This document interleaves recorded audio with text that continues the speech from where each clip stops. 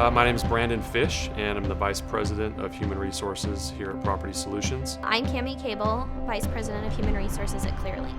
I'm Diana Hasselfeld, and I'm the nurse practitioner here at Varian Medical Systems. I'm Chad Myler. I'm the Wellness Coordinator here at USANA Health Sciences. I'm Randy Rasmussen, Vice President of Human Resources at Nelson Laboratories.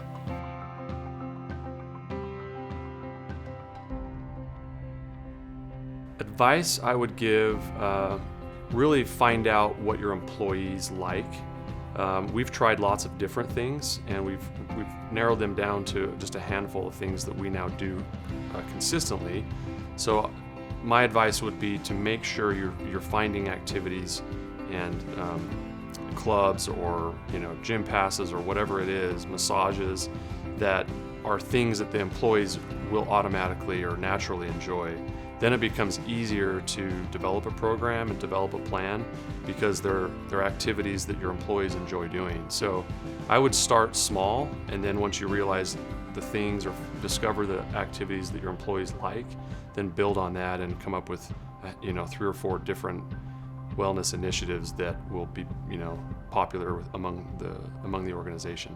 So the Wellness Committee is comprised of most of the people in HR, and then we do have volunteers that in different departments around the company that it's important to them, so they volunteered to be on the committee.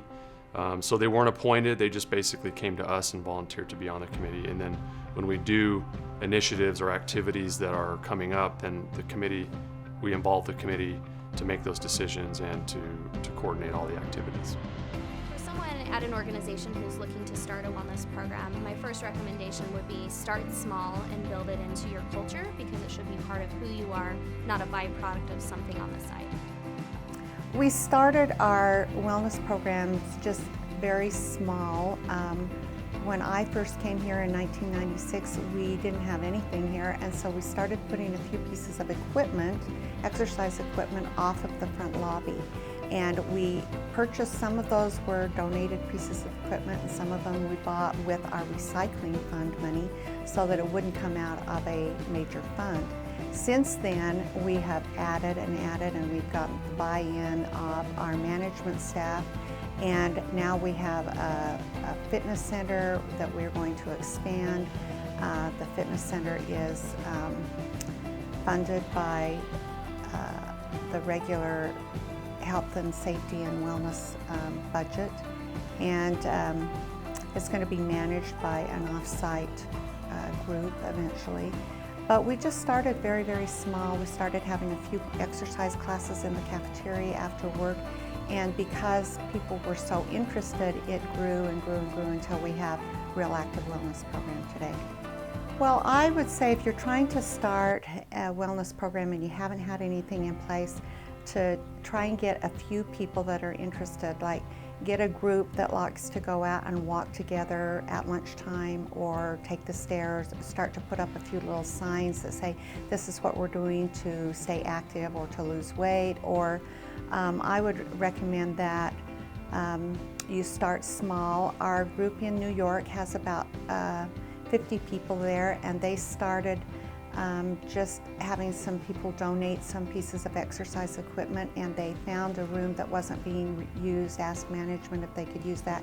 Now they have a little fitness center and people are utilizing it. They're getting Weight Watchers on site. They're having a walking program at lunch, and it's just starting to grow just gradually, and that's how you usually start.